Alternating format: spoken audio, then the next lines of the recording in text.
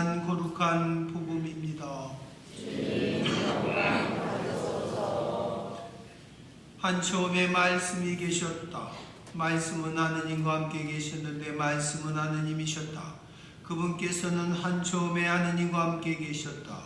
모든 것이 그분을 통하여 생겨났고 그분 없이 생겨난 것은 하나도 없다.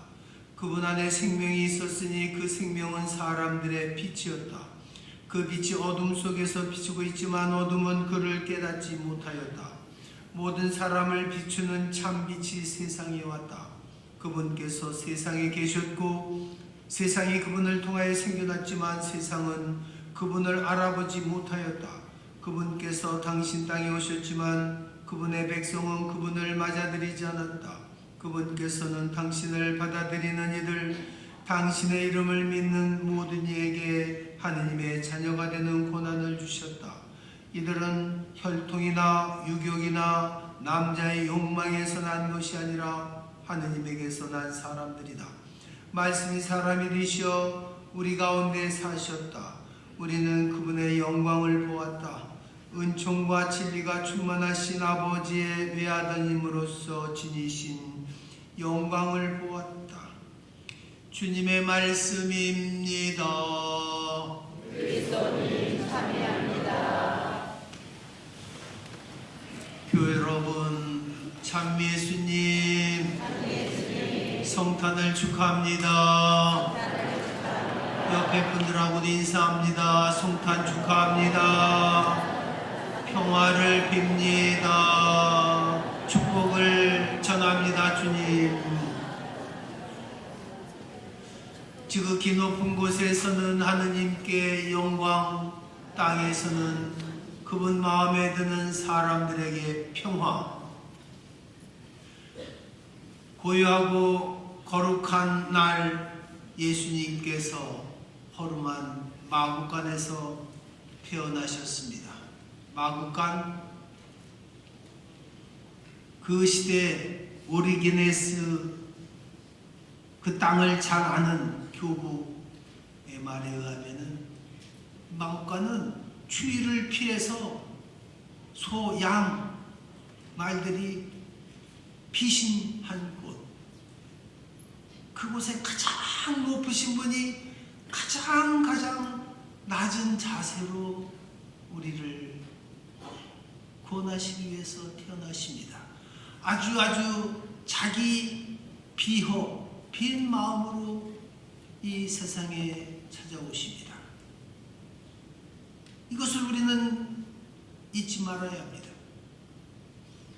2024년 12월 3일 윤 대통령이 계엄을 선포했습니다. 이유는 반국가 세력을 들었습니다.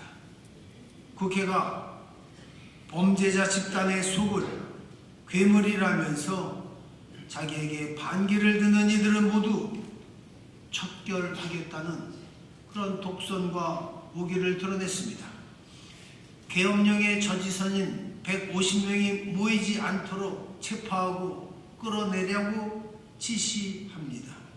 마치 검사가 범죄자를 잡아 신문하고 감옥에 보내듯이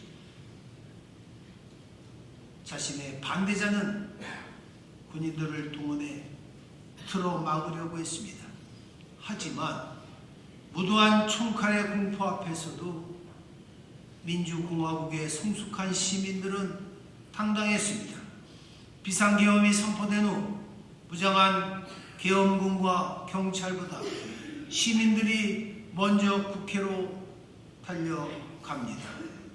계엄군들이 민의의 전당인 국회로 들어가려고 하자 자신의 스마트폰을 이용해 이런 상황을 동료 시민들에게 알렸습니다. 윤 대통령은 피와 땀, 죽음으로 이룩한 이 땅의 민주주의를 크게 훼손시켰습니다. 그렇게 당당하게 수사를 받고 법 질서를 따르겠다고 하더니 이제는 헌법재판소 판결 때까지 기다려야 한다고 합니다. 적지 않은 공직자들, 장군들이 줄줄이 구속되었습니다. 당신의 명령을 받은 사람들입니다. 국민들은 누가 이런 엄청난 지시를 내렸는가? 내란 속에 외환죄 누구인가? 하루라도 빨리 알고 싶어 합니다.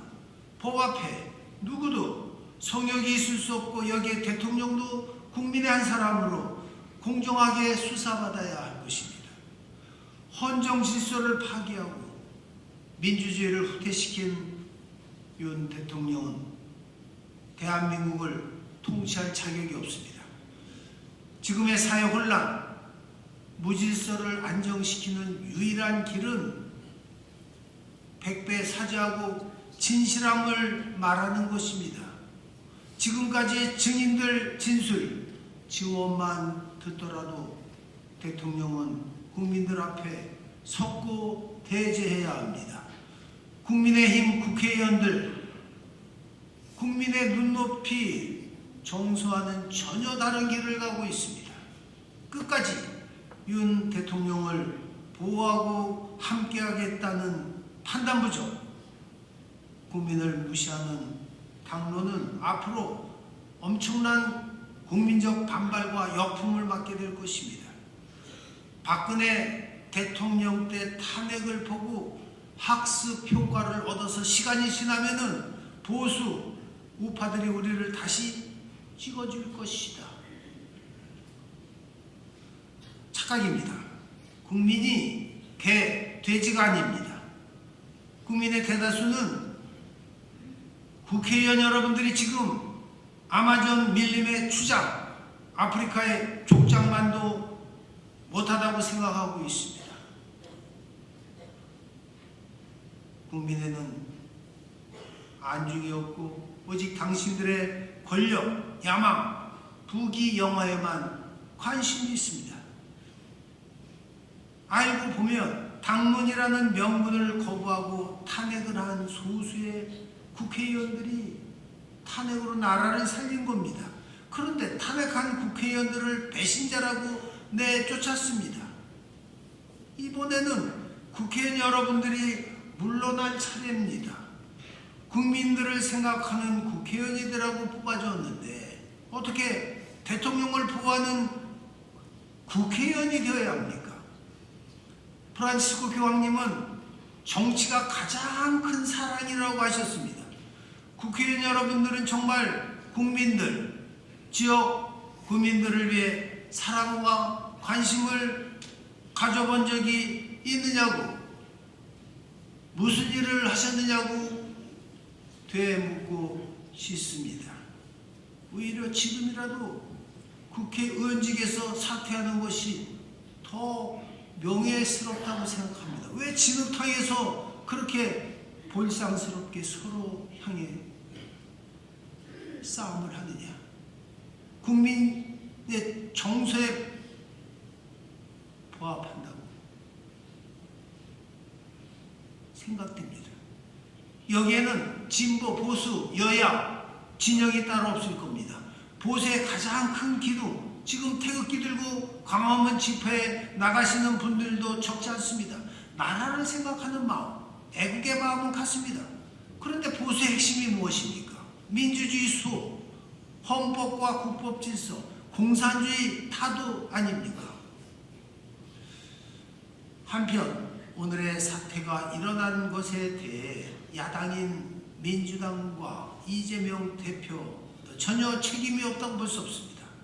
21대 국회에 들어서서만 10번째 탄핵을 추진했습니다. 판사를 겁박하고 검사를 탄핵, 사법 업무를 마비시키고 방통위원장, 행정부 장관, 감사원장 탄핵 등 행정부마저 마비시켜온 것도 사실입니다. 이분은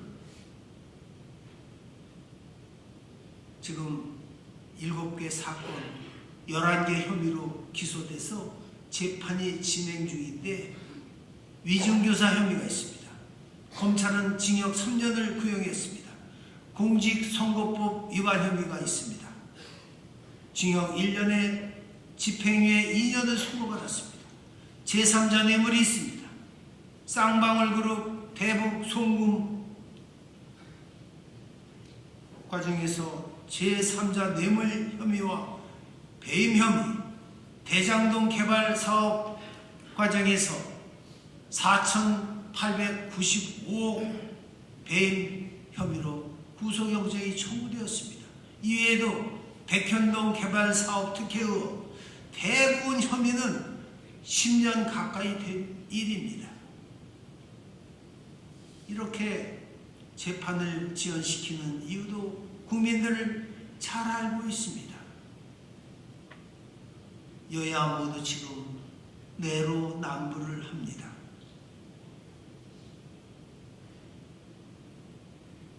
그러함에도 윤 대통령은 계엄령이 긴급조치가 고도의 통치수단의 하나라고 말할 것이 아니라 여당 대표와 고도의 정치적 협상을 했더라면 오늘의 이런 결과, 국민들에게 큰 혼란과 무질서, 가난한 백성들이 더 큰 고통으로 나락으로 떨어지는 일은 피할 수 있었습니다. 대한민국 여권 패스포트가 세계 1, 2위로 자랑스러웠던 국가의 품격이 이제는 동남아시아에서도 한국 돈을 받지 않는 정도로 신용도가 떨어지고 있다고 그럽니다.